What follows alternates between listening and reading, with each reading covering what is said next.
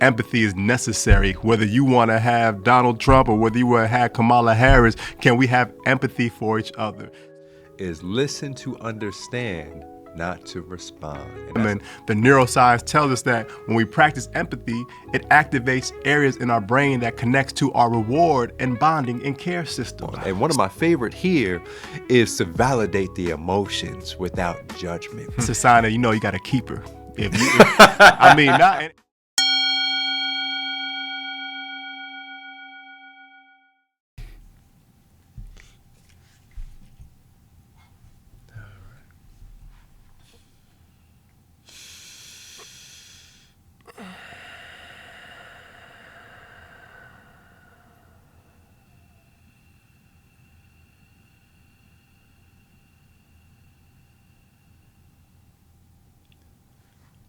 Welcome back to Conscious Educators, the heart-centered classroom. And I'm Michael Mills, and I'm joined by my co-host and soul brother, Rodney Solomon. And today's episode is timely because especially in today's day and world, we have to build a connection with ourselves and others. And what we're talking about today is empathy. And when people are feeling isolated, alone, we have to build that empathy within ourselves and build a bridge of empathy with others so we can feel connected. Yeah, that's right, Brother Mike. And I feel like empathy is like one of your super tools since we've been doing staff developments. And it really, when you articulate it, it's what connects us across the lines of differences. Yes. It's that bridge you spoke about. It's like I see you, I feel you, and I'm with you. And in education, empathy isn't just for the students, right? We have to think about our colleagues. We have to think about our families. We got to think about our leadership because we know when the empathy is lacking, it creates that separation. And it's a time where disconnection is rampant in our world, so much chaos. Empathy has the power to rebuild our trust, to deepen our relationships, but most importantly, transform our classroom and school culture. Yeah. So let's start off the way we always do with some gratitude and a check-in. And we're talking about empathy. This gratitude is a beautiful bridge to build empathy and that deeper connection. So from our hearts to your hearts, we want you to not just hear these words with your ears, but feel these words inside of your hearts. We appreciate you all. We care about you all. And we love you all. And we truly mean that from our hearts to your hearts. So hopefully you felt the resonance behind those words. And just to build more connection, Brother Ra, I'm curious, what color are you feeling today? And maybe what's one thing that you're grateful for? Man, color. I'm probably going to steal your gratitude. But, man, I had some beet and asparagus soup last night. And I'm feeling quite grounded. And that color of that red is bringing me back down to earth as I was in a very ethereal space doing this brief little liquid cleanse and diet and spiritual fast. So that beet juice I feel everything in my intestines. I feel it slowly. I'm like trying to squeeze it out this morning. I was like, okay, it's going to take some time. Oh, okay. That's where we're going. So it's a blessing. And I feel like even something like that adds the weight of solidity and really makes you more earthly and grounded, like in Ayurveda. And something I'm grateful for, I'm just still reminiscing. Like I feel like a little kid that just came back from Christmas and just reflecting on our conscious leadership and entrepreneurship, Dolphin Tank, not Shark Tank, and just really just seeing all the youth just really step up and shine in a new light. Like, although I love my group, I loved all the groups and seeing the power and the connection of people stepping out of their comfort zone. Like even in the back, one of my students was about to have like almost a panic attack. And I just said, hey, remember our breathing. And like I see her on the stage breathing. It's like the reflection from the parents and how much they just showing like this is one of the safest spaces that their kids have been a part of. I'm like, man, that really brings a lot of gratitude, but also had me up all last night just I filled out like 2 or 3 grants last night just because I just realized these kids deserve more, and it really inspired me to just put some more work in. So that is my gratitude. How about how you feeling today, Brother Mike? Ooh, yeah. I'm echoing some of those words, but the color I'm feeling right now, I'm like a more orange, Okay. right? I feel bright, I feel joyful. I'm excited for this conversation, and there's just really a lot of joy inside of me, and the grateful and that connection to joy is based on last night. Conscious leadership and entrepreneurship. Our middle school youth is just seeing where we started and seeing where we are now in just a few short weeks and a short time. We're just on session 18, and it's just powerful to see the expansion of their minds and their hearts. And it was on display last night during our dolphin tank presentations, because these kids had an opportunity to actually share their passion, share their business, and also share their genius and intelligence in a group of judges, dolphin tank judges, as well as their parents and community. And it was just powerful to see their greatness begin to shine. And like you said, there were a few kids I saw like, oh, they're very nervous, they're tight, I felt it. They're like, I do not want to do this. There's absolutely no part of my body, Mr. Mike, that wants to do this right now. And then we talked about the power of the breath and how that can relieve so much tension and nervousness and anxiety, and seeing how they are able to navigate that and just do extremely well in their presentation. That's my gratitude. Next level. And I'm holding that. I'm holding that. So today's discussion is about empathy. And I think, we're talking about KLE. There was a lot of empathizing last night based on the anxiety and nervousness. But let's talk a little bit about the science around empathy. And, studies have shown, the former United States Surgeon General, Dr. Vivek Murthy, he talks about how 50% of Americans are in a constant state of feeling lonely or isolated on a regular basis. And, a lot of research shows like this is not just pandemic, but even prior to the pandemic, but is magnified during the pandemic. So this disconnection doesn't just, impact our mental health, our emotional health, our physical health. It affects our learning, our ability to make responsible decisions, and our overall well-being. Yeah. Now, this is powerful. And I really think like empathy connects to the line of those intuitive qualities, right? The ability to really understand and share the feelings of another has been shown to be a key antidote to loneliness. And I can think about so many times when I was in my dark spaces and with teachers or friends would just sit with me, and I could see like my energy pass on to them. And the neuroscience tells us that when we practice empathy, it activates areas in our brain that connects to our reward and bonding and care systems. So it really brings us together. Like water is a bond, and like water is such an emotional space. And I always think back to how that empathy pulls us together, and it literally builds bridges between people. And there's so much differences and division happening in the world today. Empathy is necessary. Whether you want to have Donald Trump or whether you want to have Kamala Harris, can we have empathy for each other, especially in these emotionally charged environments like our schools, with all the political climate happening and all the school boards going back and forth? Although we may have differences, what can empathy do in helping us build a stronger bridge? Yeah, you're absolutely right. And just out of acknowledging what those two names might have done to your body, we empathize. We empathize with you.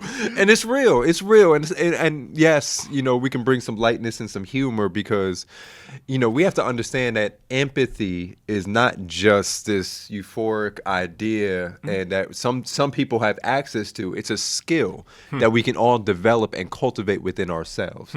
And that skill becomes a practice. And what I like about, I forgot who said it, but I want to remember who said this to me Okay. recently. They said, Ingrid Okay. at Brookdale said, art is not just a skill, it's a behavior. Yeah. And I really want to lift that up, because empathy can become a skill that we practice over time, but it eventually becomes a behavior and a character trait that we carry with us in our relationships. So empathy is something that we cultivate within for ourselves, and we cultivate with others, building that bridge to others to help them feel seen, felt, and connected. That's powerful, and it really makes you think when you said just that comment of empathy being a skill that eventually turns to a behavior. And it's like, what are the habits that our schools are currently building that are developing the skills that will eventually become behaviors? And if we are not empathetic human beings, how can our education take a lead role since they have access to our children in such a deep way? So something powerful that you just mentioned. And to our listeners, but also to you, Brother Mike, take a moment to reflect when was the last time you truly felt seen or understood? And how might you offer the same gift to somebody else? Like, what was it like? Who were you with? And how have you mirrored that back to others on your journey as a leader, as a engaged husband, as a human being on this earth? Yeah. That's a beautiful words. I'm not going to go back to the last time, but I'll go back to a significant time. There was a time, actually, it's in relationship. I think the deeper you have relationship with others, the easier it is to build empathy. And I think that's something that we have to name during our practice and our conversation around empathy, because I can't empathize with you if I don't really have a relationship with you, right? And you might be able to, because if you can build relationship, cultivate relationship with yourself, and you can really feel others, but that cultivation really has to start with yourself, and you have to be at least willing to build relationship with others. So I would say my significant other, I call my beloved, and Honey Boo Boo. Honey Boo Boo. There were moments, over the last year and a half, because when we come into relationship, we come into our fullness. We enter a relationship in our fullness, or at least that's our intention to really, enter into our fullness. So you're going to see everything, and there's grief that I was holding early on in our relationship, and based on my brother's transitioning. And there were moments where, like, my significant other felt that, and there was a pause and say, hey, do you just want to sit? Do you want to be still? Do you want to bring voice to anything? That's and powerful. Even around the significant days, around someone who's passing, like a birthday or the transition date, I felt her reaching out to me during those times. It was like beyond space and time. Like you might have felt me, and a text comes through like, "Hey, do you want me just to be a listening ear? Do you want to just talk about anything, or do you want to share any of your favorite memories?" So I thought that was powerful, and to have someone be able to connect with you on that deep of a level, it just makes you feel fully seen and heard and connected to. So I think that was just a powerful, powerful time for me that I cherish deeply. Wow. I can see that. That's a sign that you got a keeper. I mean, and it's real, fella. Like, especially in this day and age where it's so difficult for us men to express our feelings authentically. I can think about times where I've tried to and been laughed at or made fun of, but to have a female that is willing to hold space and listen and allow you to express that.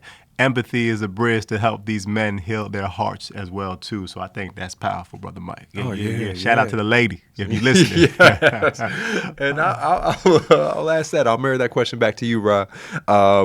So on your journey, when has been a moment where empathy really shifted the course of your relationships? Yeah, I'll take it from a flip side because, typically, I'm so empathetic for all those I work with and the youth that I serve. And sometimes my wife will be like, "You're a great listener for everybody else, but you're not a great listener for me." And I think since sometimes you get that longevity in relationship, you got to remember the pauses and the moments of being still and truly listening. But more recently, doing this 21-day fast and meditation towards God, it really has helped me pause and develop a deeper empathy and allows us to move into more spaces of deeper vulnerability. And kind of like he just mentioned, like when she's going through her challenges and difficult things, me just being that ear to listen, me giving that ear to let her express, to vent and release, and then being a bridge and also begin to mirror and just also asking like, hey,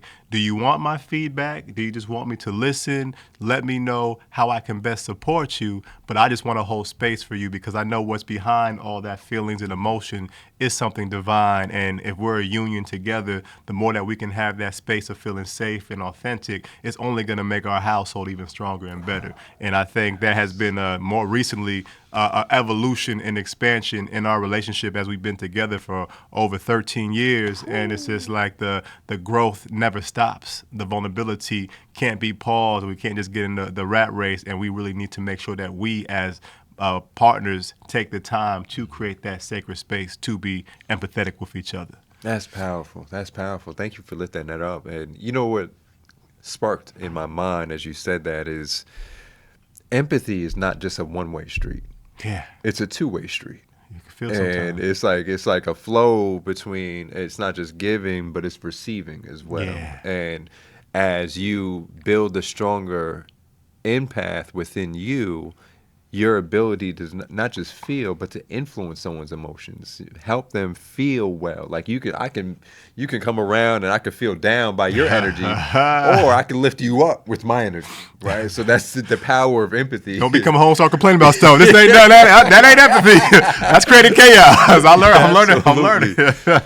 You know, and that's powerful. And we invite you to reflect on a story where empathy was truly alive in relationship. How did it transform that relationship? What did you become out of that empathetic relationship? And what is the possibility of you developing deeper empathy within yourself?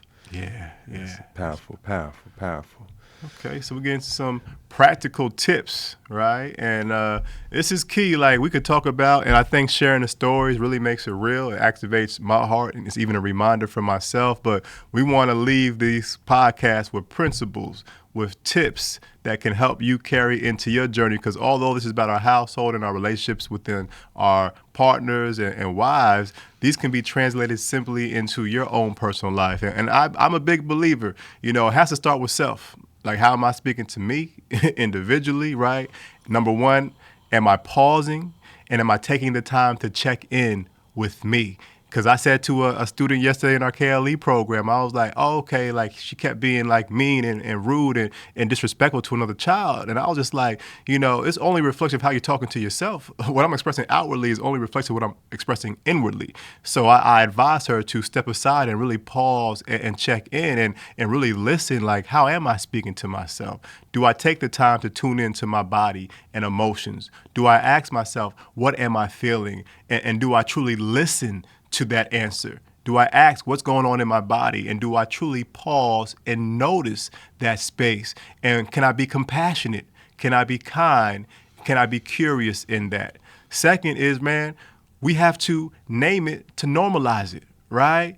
Acknowledge all our emotions with kindness. Like, I used to be my own worst critic. Like, I dropped 24 points in a game in high school, missed 2 layups, a free throw, and a rebound I could have got. And I'm sitting here driving home after a win on the bus, just beating myself up. You know what I'm saying? I'm being so critical. And having a little bit of compassion and kindness can allow us to be real and just labeling it. Like, I am frustrated. I am overwhelmed. I am pissed off. But you ask me how I'm doing?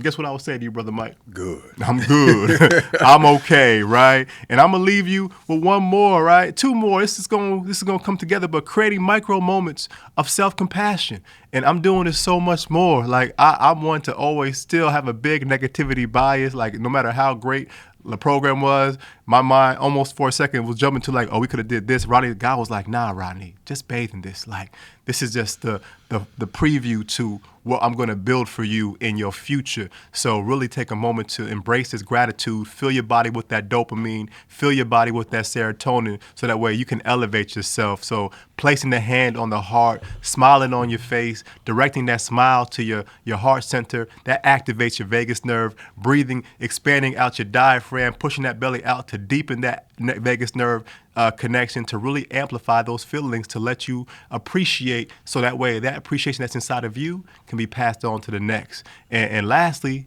treat yourself the same way you would treat your student, unless you're not very nice to your students. I take that back, right? But would you say to a student what you just said to yourself?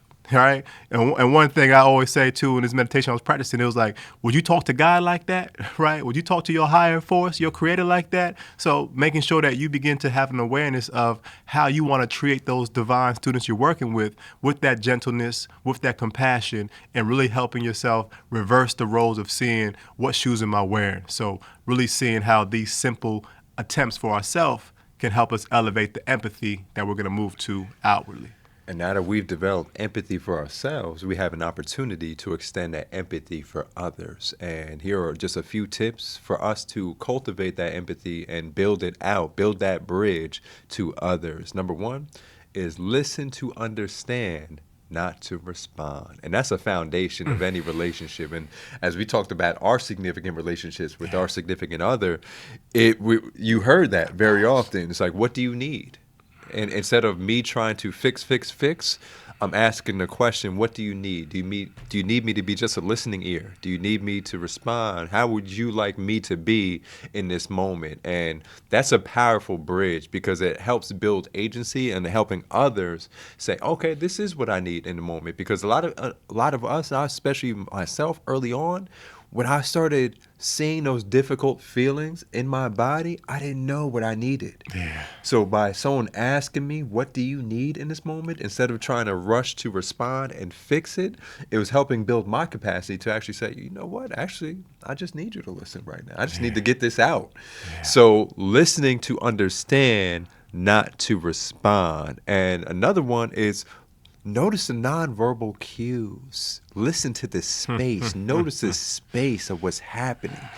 Because like Rod talked about, it's like if you ask someone how they're doing and they say they're fine and they're tight, their body's tight, the jaw's tight, and you can just see that stone stoic face, then you're seeing the nonverbal cues. So understand that which cannot be touched, but just see the energy on a deeper level around an individual. How are they speaking? What's the tonality of the voice? Do you feel the resonance inside their hearts? And these are the nonverbal cues that we can begin to pick up on. And one of my favorite here is to validate the emotions without judgment. And I was learning this in that container. It's just a men's healing container. They're talking about, all emotions are valid. Yeah. And they're talking about how anger, is kind of like a dominant emotion that a lot of men feel in society, but they miss out on all the emotions they felt before anger. So they felt shame before it turned to anger, or the disappointment before it felt to anger. And when you understand there's always an emotion behind an emotion, we're able to validate all emotions and like, oh, okay, we become a little bit more curious. And that curiosity say, oh, wow, I can see the root of this instead of just a symptom, the branch from the tree. And that helps us also discover deeper emotions within ourselves. But as we extend that to others, we validate their emotions. Nothing is good or bad. That's foundation. That's 101. Yeah. Nothing is good or bad. So we remove the judgment. We remove the lens of judgment. Because I remember there have been a handful of times where I said what I was feeling, and I could see the judgment on another's face. I'm like, oh, let me pull back. Let me not share that again, because I felt that shame after that. So it only magnified that emotion that I was feeling internally. So validating emotions without judgment, and that helps build empathy with others on a deeper level. Yeah, and I think that's real, and I think it's very important during this day and age, right? Like, especially when you have a deeper state of coherence and realizing, like, we're all so connected, and it gets to a point where, like, you begin to share things, and your body is responding back to you. It may not be such an overt body language or nonverbal cue, but energetic cues that sometimes you may go into rooms, and sometimes we don't know how to trust our gut, that second brain. Sometimes we don't know how to listen and feel to our heart, but there have been many spaces where I've tried to open my heart and felt that similar experience that you mentioned. And I think we all have that intuitive ability to begin to access that. And I think that's something that we have to be aware of. No, that's real. That's real. That's real. So we talked a lot about empathy today, and we want to take a moment to actually embody and practice empathy for ourselves. So in this moment, this is our mindful moment, an opportunity for you to connect back to yourself. I'm going to invite you, wherever you are, to arrive to a comfortable position. If you're driving, keep your eyes on the road. You can do the standing, sitting, laying down, but I first invite you into that comfortable position where you can be completely relaxed and still. And if it's accessible, I invite you to close the eyes. And that's just an opportunity for us to bring all of our awareness inside. And let's begin to relax our bodies, maybe 1% more. Can I just relax my legs, my spine, Relax my shoulders away from the ears. Relax the arms, the fingertips. And let's relax our entire face. Allow your jaw to be natural. The cheekbones, the eyebrows, the eyelids. Just allow everything to be natural. And for this practice, this is not about a thinking. This is more about feeling. So I'm going to invite you just to notice the subtleties of how you feel in this moment. And let's bring that feeling first into the physical. Noticing your feet on whatever surface they're touching. Notice if you're sitting, your sit bones on the chair. And maybe you notice the air caressing the skin. Or maybe you notice the subtleties just under the skin.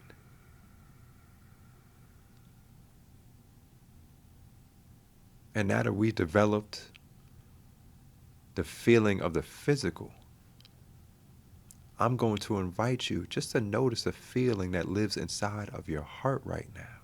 So bringing all of your awareness to the heart center. Just notice how your heart feels in this moment. Notice what the dominant emotion is inside of your heart.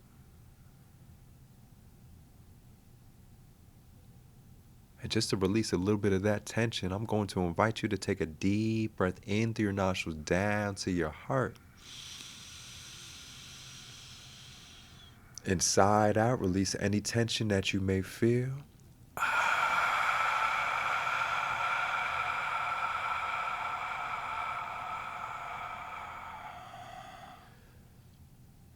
And again, just connect within.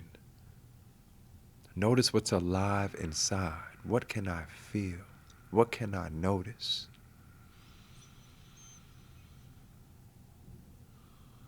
And as we've acknowledged the emotions that are living inside in this moment, I want you to acknowledge, how do you want to feel?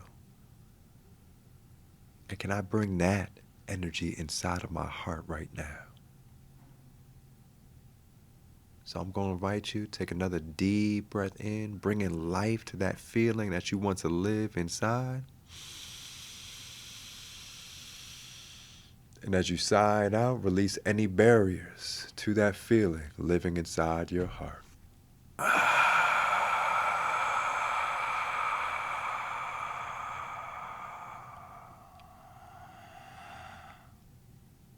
And before we bring our awareness back to the present moment, back outward, I'm going to invite you just to acknowledge that I feel.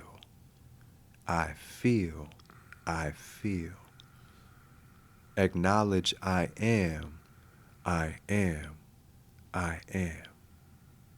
I invite you to place a smile on that face, on that beautiful face. Bring that smile inside your heart. Let that smile travel throughout each and every body part.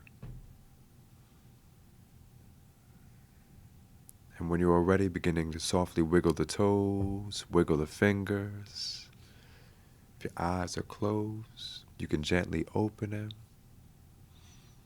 And just acknowledge how you feel in this moment.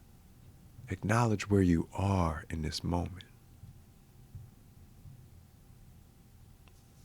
Acknowledge that empathy lives inside of the body.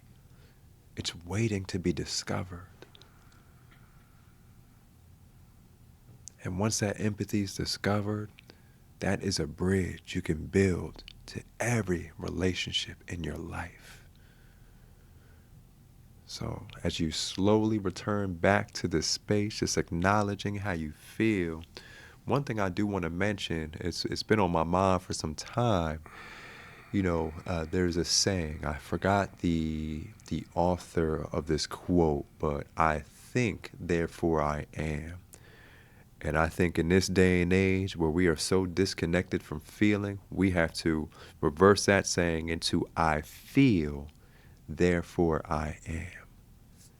I feel, therefore I am. And it's like a little challenge for all of you. Can I bring this level of embodiment into every space that I go into? The classroom, home, work settings. Can I just bring this level of empathy for myself and for others into those spaces? And helping others, including myself, feel seen, feel heard, and felt, so we all can connect and build a beautiful, beautiful community. So I'm going to ask, man, Brother Rod, how you feeling right now? How you feeling? Oh, man. It's like the realization. I feel divine.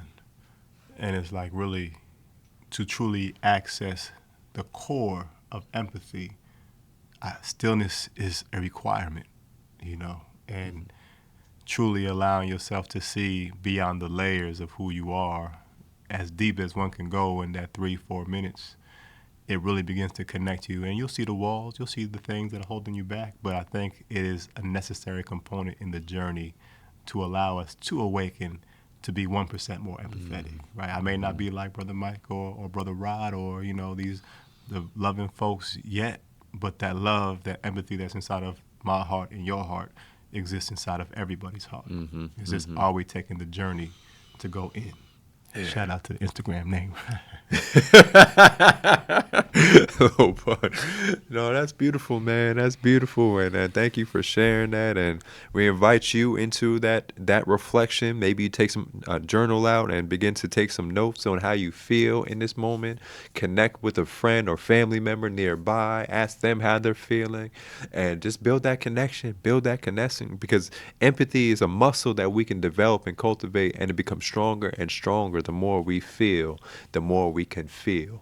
Yeah. That's powerful. That's powerful. So if today's conversation moved you in any kind of way, let us know. And I love the feedback. I love when I pull up someplace or I'm talking to somebody and shout out to Darina, always giving me love when I drop my son off at school. We're going to get you on the podcast soon, girl. And just continue to share, man, because these are seeds of wisdom that are beyond just education, man. These are seeds that really, truly allow a human being to be.